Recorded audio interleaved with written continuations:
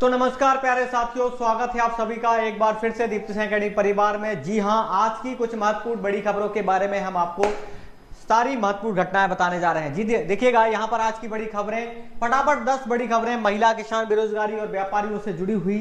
साथ में सोना और चांदी के भाव से लेकर मोहन यादव जी ने क्या कहा है, लाडली बहना योजनाओं के बारे में भी बात करेंगे। साथ में जो गैस सिलेंडर है इनके दाम लगातार बढ़ते जा रहे हैं। और इतना ही नहीं, अब आपके आम जनता को जो है दूध से लेकर, तेल से लेकर, शक्कर से लेकर और कई जो है आटा से लेकर इन सब के दाम में बदलाव हो सकता है।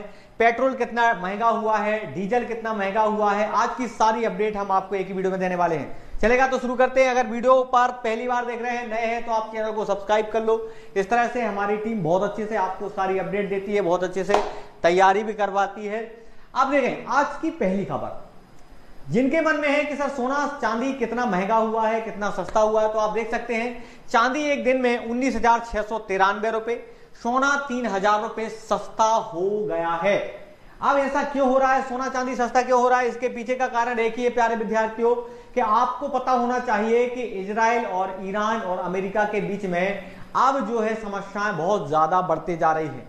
तो जब कभी कई देशों के बीच में समस्या ज्यादा बढ़ती है तो भाई यहां पर सोना चांदी के लिए जो एक बड़ी समस्या आ जाती है, क्योंकि लोग बाग यहां पर देख सकते हैं चांदी एक दिन में सीधे 19,693 रुपए और सोना 3,000 सस्ता हो गया है। 1 किलो चांदी 2,68,000 पर और 10 ग्राम सोना 1,58,000 पर पहुंचा है। तो ये बड़ा परिवर्तन इन्हीं युद्धों के कारण हो रहे हैं। किसी दिन सोना बढ़ रहा है, किसी दिन चांदी गिर रही है। ऐसे परिवर्तन केवल एक ही एक कारण है, अंतरराष्ट्रीय घटनाओं के कारण। अब एक और बात देखें कि यहां पर लाइन में लगे हैं पेट्रोल और डीजल के लिए। पेट्रोल डीजल 3 रुपए महंगे हुए हैं, आज की ही अपडेट है जी। नई कीमतें लागू, दिल्ली में पेट्रोल 97 रुपए लीटर पे पहुंचा है। कंपनियों को अभी भी 25 से 30 रुपए प्रति लीटर का घाटा हो रहा है। लगता है अब आने वाले समय में अगर हम बात करें, डीजल पेट्रोल लगातार बढ़ते जाएगा और रुपए की कीमत लगातार घटते जा रही है और डॉलर मजबूत हो रहा है। यहां एक चीजें भी देखने को मिली है, डॉलर के मुकाबले रुपया जो है 96.14 पर पहुंचा है। जब आप देख पा रहे थे, कल हमने खबरें बताई थी जिसमें आपका डॉलर की वैल्यू 95.75 थी, लेकिन आज सीधे 96 पार कर गया है और 96 प्लस हो गया है। और ऑल टाइम लो दिसंबर 2025 में पहली बार 90 के स्तर पर पार था। महंगाई बढ़ने का खतरा अब लगातार सीधा सीधा दिख रहा है। अगर हम आपसे कहें कि अभी से तैयारियां कर लीजिएगा, जागरूक रहना है, हमें किसी की अफवाहों में बिल्कुल नहीं आना है, लेकिन जो हमारी सरकार गाइडलाइन या नियम दे रही है उसको तो हमें फॉलो करना ही पड़ेगा। अब एक और बड़ी खबर के बारे में जानेंगे। देखिएगा, इंदौर में जल संकट को लेकर कांग्रेस का जन आंदोलन। सुखलिया चौराहे पर फोड़े मटके, संकट का समाधान न होने पर उग्र आंदोलन का अल्टीमेटम दिया गया है सरकार के द्वारा।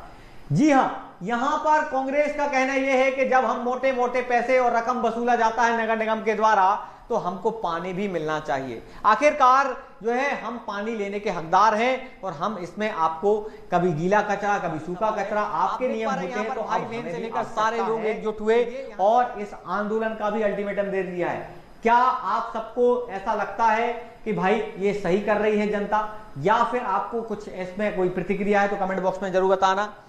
और एक और खबर, 3 लाख शिक्षकों पर पेंशन संकट, ये बड़ी एक खतरनाक समस्या दिख रही है, क्योंकि शिक्षकों के भविष्य को लेकर पहले ही कई समस्याएं आ रही हैं। हालांकि आदरणीय दिनेश ठाकुर सर के द्वारा, दीप्ति मैडम के द्वारा, डीएसए टीम के द्वारा वर्ग 2 वर्ग 3 पदवृद्धि के लिए लगातार संघर्ष किया जाता है और प्रयास किया जाता है। फिर भी आप देखें 3 लाख शिक्षकों पर पेंशन संकट। जी 20 साल पढ़ाया, अब विभाग कोर्ट में बोला ये शिक्षक हमारे नहीं। ये बड़ी समस्या सामने देखने को मिल रही है। आखिरकार ये समस्याएं हमारे मध्य प्रदेश के शिक्षक को क्यों देखने पड़ रही हैं, क्यों इन समस्याओं से जूझना पड़ रहा है, इसके बारे में आपको ध्यान रखना है। चलो आगे बढ़ते हैं। एमपी हाई कोर्ट ने धार भोजशाला को हिंदू मंदिर माना। अगर हम बात करें कि एमपी हाई कोर्ट ने क्या करा है, धार भोजशाला को हिंदू मंदिर माना, अयोध्या केस को फैसले का आधार बनाया, मुस्लिमों को नमाज की इजाजत देने का आदेश खारिज किया है। ये अगर इतनी बड़ी जो है यहाँ पर जीत मिली है, हाईकोर्ट का बहुत बहुत धन्यवाद करना चाहेंगे।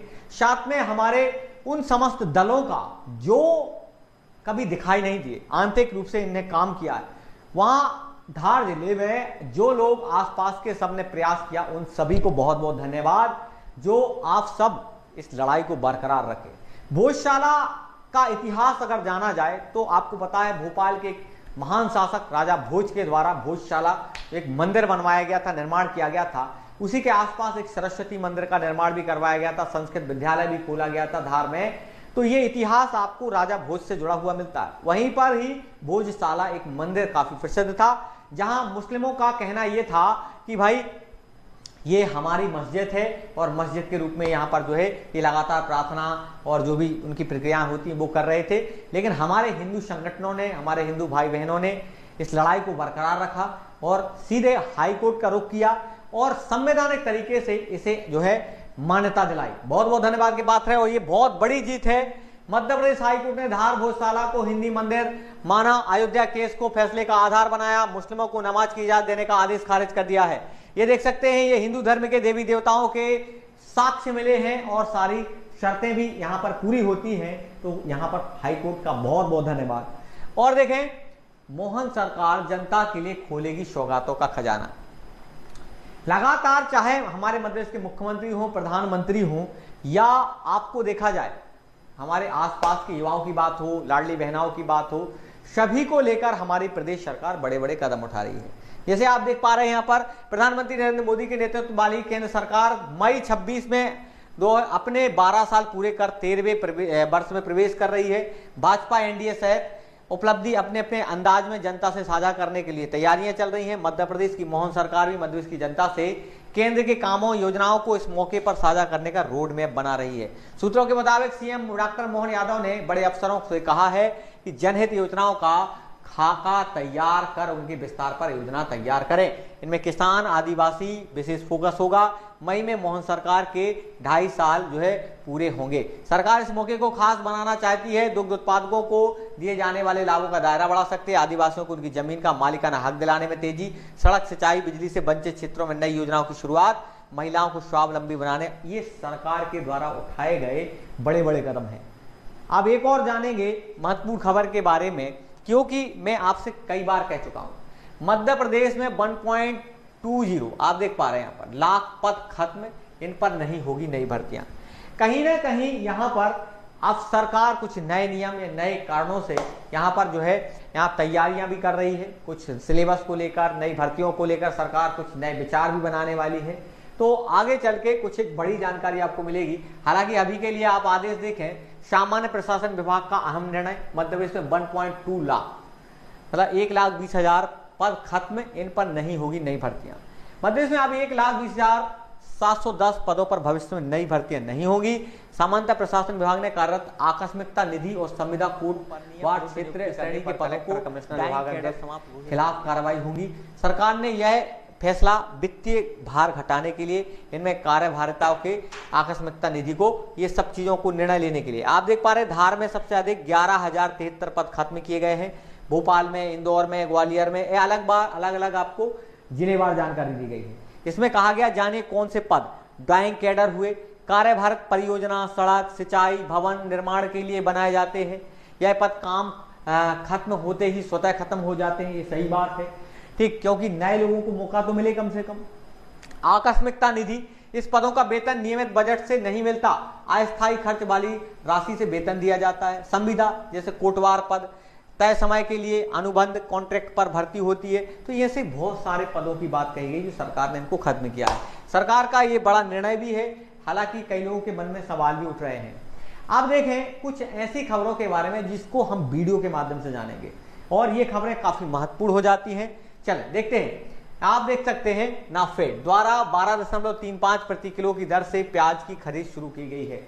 अर्थात जो हमारे किसान भाई बहन हैं, इनके लिए यहाँ पर जो है प्याज है या अन्य आलू है, इन सब्जियों की बात की गई है कि इनके लिए भी एक बड़ी गुड न्यूज है कि अब आपको जो है नाफेड द्वारा ही आपको यहाँ पर प्याज खरीदी जाएगी। तो इसके बारे में जो हमारे कृषि मंत्री शिवराज सिंह चौहान जी ने है, इनके द्वारा क्या वीडियो में कहा गया है, पूरा वीडियो देखिएगा, फिर हम आगे बात करते हैं। मेरे किसान भाइयों, मैं कृषि मंत्री भी हूं। कृषि भारतीय अर्थव्यवस्था की रीढ़ है और किसान उसकी आत्मा, और कृषि मंत्री के रूप में किसानों की सेवा ही मेरे लिए भगवान की पूजा है। मैं मंत्रालय नहीं चलाता, मैं कोशिश करता हूं प्रधानमंत्री जी के नेतृत्व में कि किसानों की बेहतरी के लिए दिन और रात एक कर दें। अभी प्याज के दामों के बारे में देवेंद्र जी का भी फोन आया था, हम लोगों ने आपस में बात की। प्याज का उत्पादन बंपर हो गया, बांग्लादेश हमारी प्याज जा नहीं पा रही। ये पश्चिम एशिया मिडिल ईस्ट के संकट के कारण प्याज मिडिल ईस्ट के देशों में जाती थी, वहां भी नहीं जा पा रही, इसलिए प्याज के रेट गिर गए। तो देखा आप सभी ने। अब एक बड़ी घटना के बारे में हम आपको बताने जा रहे हैं, इस खबर को देखिएगा। 75 मीट्रिक टन से अधिक गेहूं की खरीदी की जा चुकी है, ये कहा है मोहन यादव जी ने। हमने बोला था किसानों से संबंधित जुड़ी भी सारी खबरें हम इसी चैनल पर देते हैं। और तो और, जैसे आपके घर में माताएं बहनें या कोई युवा जो तैयारी कर रहा है किसी एग्जाम की, चाहे ग्राम पंचायत सचिव की अभी जो भर्ती आने वाली है, छात्रावास अधीक्षक है, अस्पताल सहायक भर्ती है, इन सभी एग्जाम की तैयारी करने के लिए एक बड़ा सुनहरा मौका है आप सबके लिए। आप बहुत अच्छे से पढ़ सकते हैं। दीप्ति सिंह एकेडमी का एप्लीकेशन जरूर डाउनलोड कर लेना।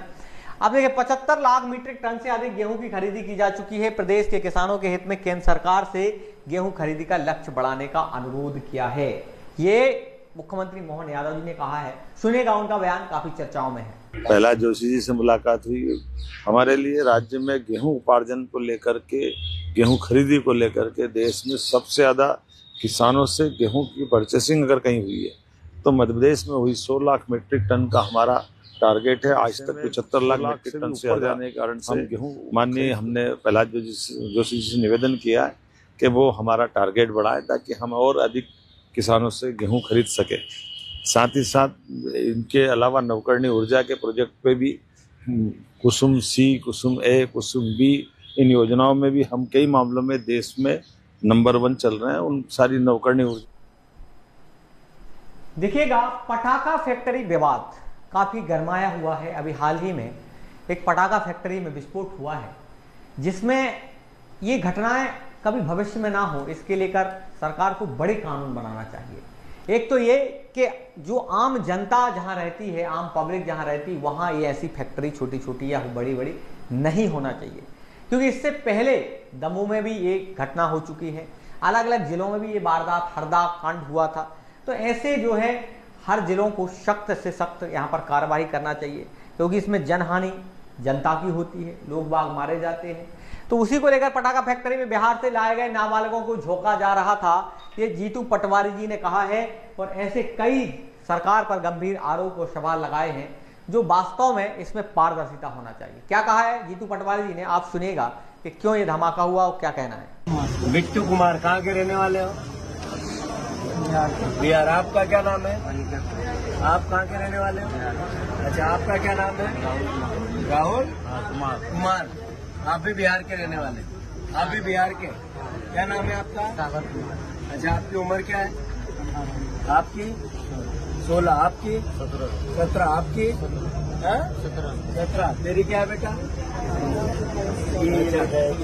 मेरी आपकी उम्र क्या है? 17। क्या नाम क्या आपका? पिंटू कुमार। आशवान।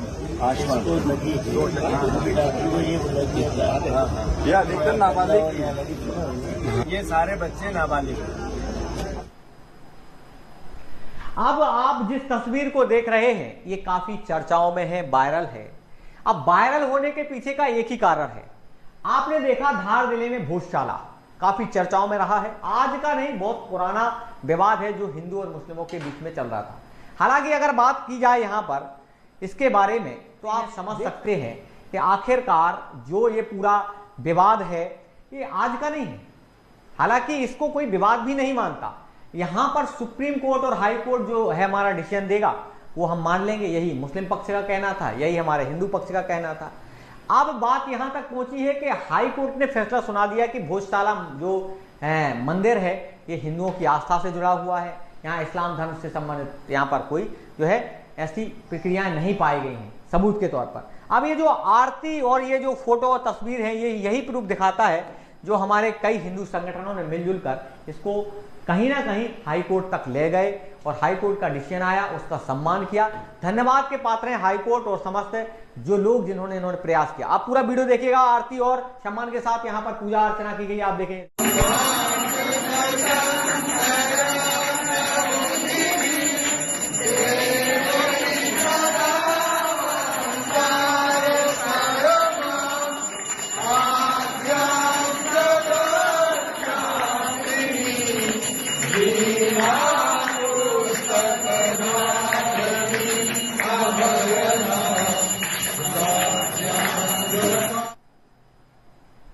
चलेगा।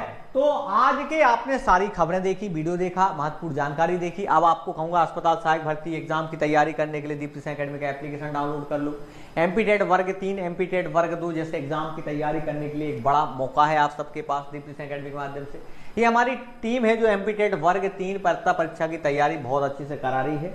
अधिक जानकारी के लिए दिए गए नंबरों पर संपर्क कर सकते हो। और मैं तो कहता हूं कि जो आपके छोटे छोटे बच्चे हैं उनको भी नवोदय की तैयारी दीप्ति सिंह एकेडमी के माध्यम से करवाई जाती है। मध्य प्रदेश ग्राम पंचायत सचिव भर्ती 2026 दिए गए जानकारी नंबरों पर कॉल करके आप ले सकते हो। और ये है दीप्ति सिंह एकेडमी का एप्लीकेशन। प्ले स्टोर पर जाओ, सर्च करना दीप्ति सिंह एकेडमी, यहाँ पर ऐप डाउनलोड करना और जहाँ से हम गेम डाउनलोड करते हैं वहाँ से आप जाकर ऐप डाउनलोड कर सकते हो। कौन सी खबर आपको सही लगी, कौन सी खबर पर आपकी कोई प्रतिक्रिया कमेंट बॉक्स में जरूर बताना। साथ में आप चैनल पर नए हैं तो सब्सक्राइब करना। जय हिंद, जय भारत।